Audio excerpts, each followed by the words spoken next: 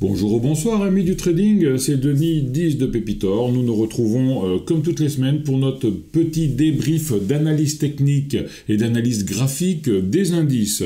Nous allons regarder cette semaine le SP500, le Nasdaq, le Dow Jones et nous finirons en Europe avec le DAX et le CAC. On perd pas de temps, on part tout de suite sur le SP500. Petit rappel, la crise du Covid ici, le bull run 2021, la conso 2022.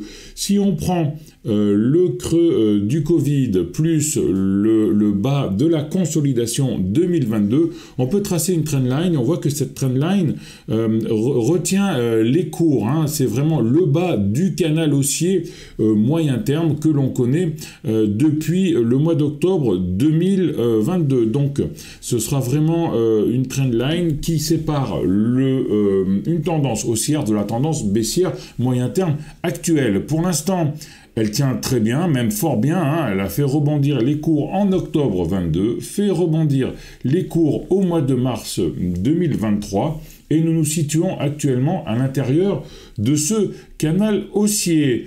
On fait des hauts de plus en plus haut. On a fait un premier haut en novembre 2022, un deuxième plus haut en janvier 2023.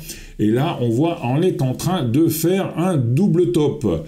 On est au plus haut, on est en train d'égaler le plus haut de janvier 2023 vers les 4200 points. On est sur le haut de ce canal, donc double top, plus ensuite le gap à fermer à 4218 points. Donc c'est vraiment un niveau à surveiller, c'est 4200 points. D'autant plus que nous avons la bande de Bollinger supérieure qui s'ouvre, donc pour laisser passer les cours.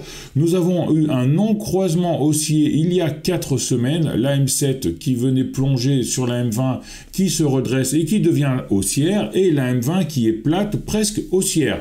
Donc pour l'instant, aucun signe de faiblesse sur cet indice. On est toujours dans ce canal haussier, on est presque vers le haut de ce canal haussier. On verra si on arrive à fermer le gap à 4002 et à traverser pour aller chercher le haut du canal à 4003 et ainsi trouver aussi également l'autre target à 4330 points.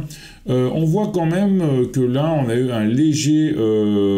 ça fait un petit peu peur la semaine dernière avec cette bougie qui aurait pu être une bougie de retournement, mais on a fermé au plus haut. Donc, c'est pas du tout un marteau, c'est un marteau, mais comme on ferme au plus haut, il n'a pas de grandes conséquences. On a quand même eu une attaque baissière dans la semaine, matérialisée par cette mèche. On regarde maintenant en vue journalière cette mèche de ce marteau. Voilà, on le voit bien ici, attaque baissière, deux bougies rouges, et derrière on a eu deux grosses bougies vertes qui nous permettent de fermer plus haut que le dernier plus haut et d'égaler le dernier plus haut. Donc double top. Hier, 1er mai, une journée presque pour rien, on a eu une attaque haussière, on est venu attaquer la bolle supérieure et on a fermé sur les mêmes niveaux que les niveaux d'ouverture en vue journalière. On a toujours cette trendline en soutien à 4100 points. L'attaque d'hier et de vendredi, jeudi dernier, commence un peu à faire ouvrir cette bande de Bollinger. On prend un peu de volatilité, donc la bande de Bollinger commence à s'ouvrir et pourrait laisser passer les cours pour aller chercher les 4218 points. Non-croisement haussier en cours également, la M7 qui allait vers la M20 et qui prend la direction de la M20 maintenant, non-croisement haussier. Peut-être une reprise de trend, je vous rappelle, non-croisement haussier, on fait un plus haut que le plus haut d'avant, c'est ce qui a été fait.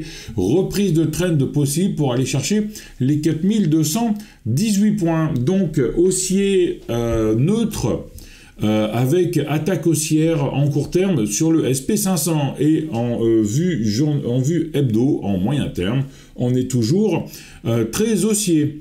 Regardons maintenant le Nasdaq. Nasdaq en vue hebdomadaire, le fameux creux du Covid, le bull run 21, la conso 22, la trendline du bas du Covid jusqu'à la fin de la conso, qui a joué son rôle ensuite en faisant rebondir les cours fin décembre, et c'est à partir de là où on est reparti sur le canal haussier moyen terme que je viens de tracer cette semaine. Hein.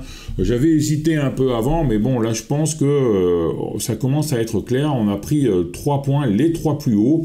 On fait des hauts de plus en plus hauts, des bas de plus en plus hauts, inversement de tendance, retournement de tendance. On repart en train d'haussier dans un canal haussier.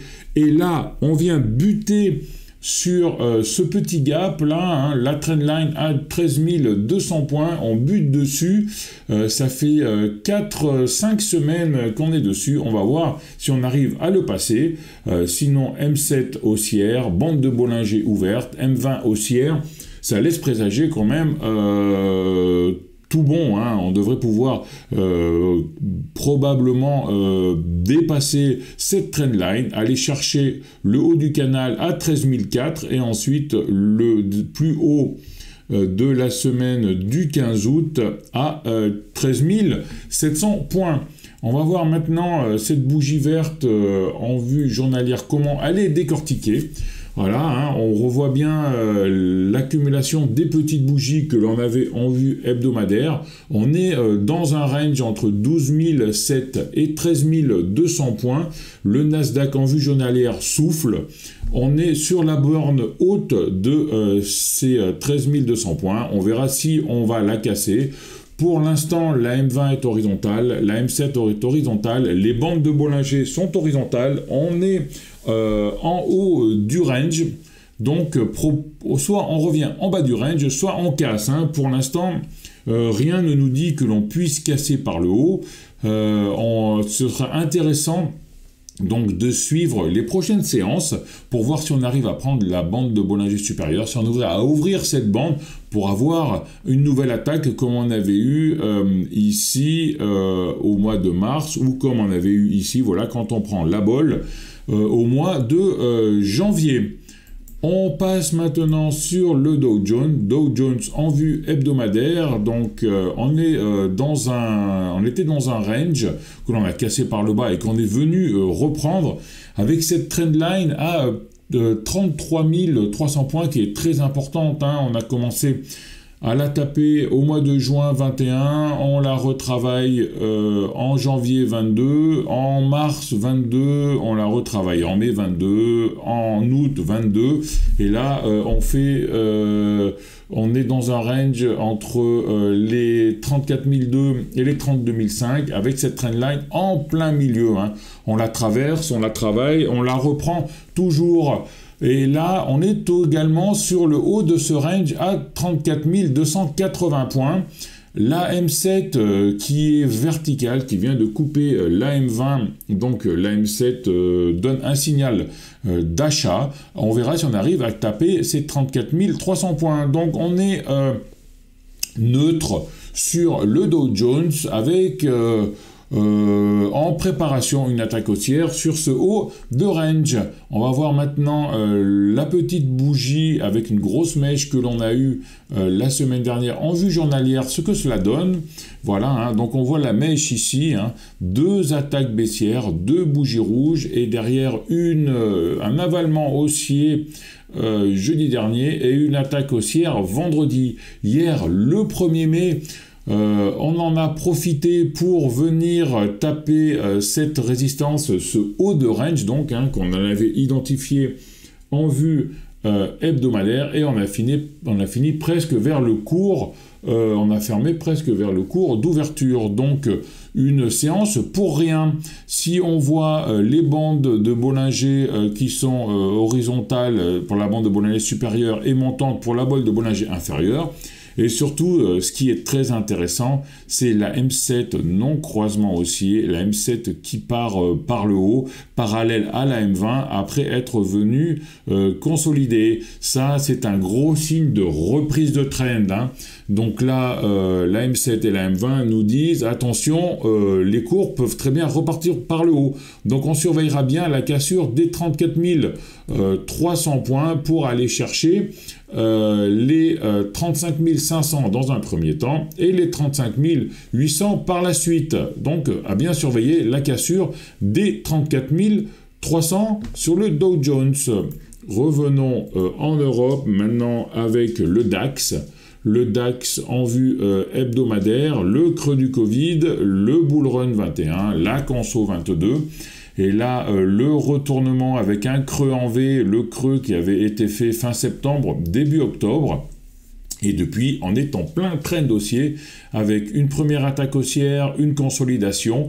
D'ailleurs, cette consolidation, j'ai mis une trendline ici car en cas d'accident, ça pourrait être un très très bon niveau pour que les cours reviennent se poser dessus.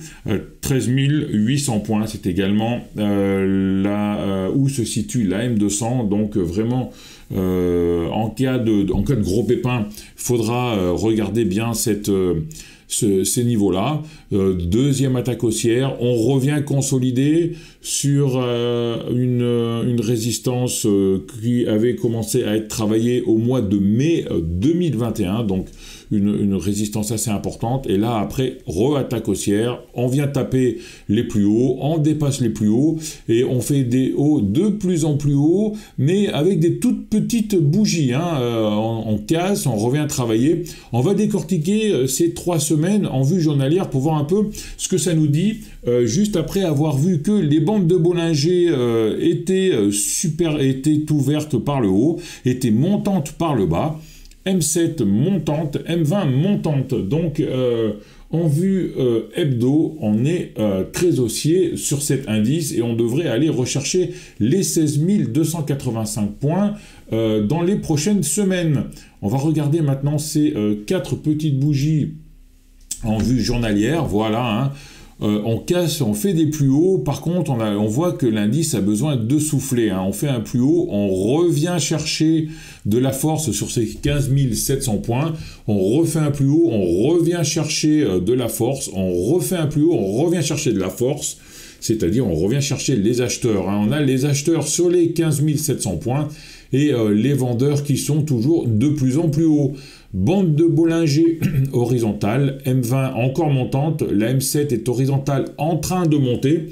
On demande pas grand-chose pour que cette M20 monte, il suffirait d'avoir une journée avec une bougie verte, on viendrait prendre la bolle supérieure, on ferait de la volatilité, un T1, peut-être un T2, on aurait la M7 qui monte, la M20 qui monte, mais bon, là on fait de la futurologie. Pour l'instant, on est en train de souffler et en train de préparer une grosse attaque haussière sur le DAX, c'est ce que nous dit un peu nos indicateurs. Regardons si nous avons la même chose sur le CAC, l'indice français, en vue hebdomadaire, pareil, le creux du Covid, bull run 21, conso 22 qui a été faite sur la M200 hebdomadaire. Première attaque haussière, consolidation. Deuxième attaque haussière, consolidation. Et on tape des plus hauts, des all-time high encore avec une grosse attaque le 11 avril, une grosse bougie verte. Et là, on revient faire un pullback sur la trendline à 7384, sur la résistance à 7384. On est toujours très haussier depuis ce retournement du mois d'octobre 2022. Les cours évoluant entre la bolle supérieure et la M7. De temps en temps, on revient chercher les acheteurs plus bas vers la M20 une première fois, là vers la M20 une deuxième fois, mais après on casse encore des plus hauts. Les bandes de Bollinger qui sont montantes et parallèles, la M7 qui est montante et très pentue, la M20 qui est montante très pentue, donc toujours très haussier sur le CAC en vue hebdo. On verra ces 3 petites bougies maintenant en vue journalière, petite bougie après la cassure des 7300 points. Voilà, c'est matérialisé ici, on avait des petites bougies, attaque haussière, et on revient chercher de la force sur ces 7384. Je dis beaucoup de fois 7384, mais c'est vraiment, c'était une résistance qui maintenant est devenue support. Le fait de venir chercher la semaine dernière, de faire souffler un peu les cours, sur cette résistance.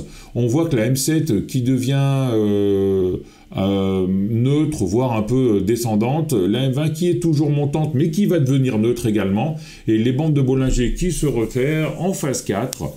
Tout nous indique que l'on devrait rechercher de la force, qu'on devrait accumuler ou distribuer dans les prochaines séances sur le CAC. Mais la tendance de fond moyen terme qui est toujours haussière n'est pas remise en cause.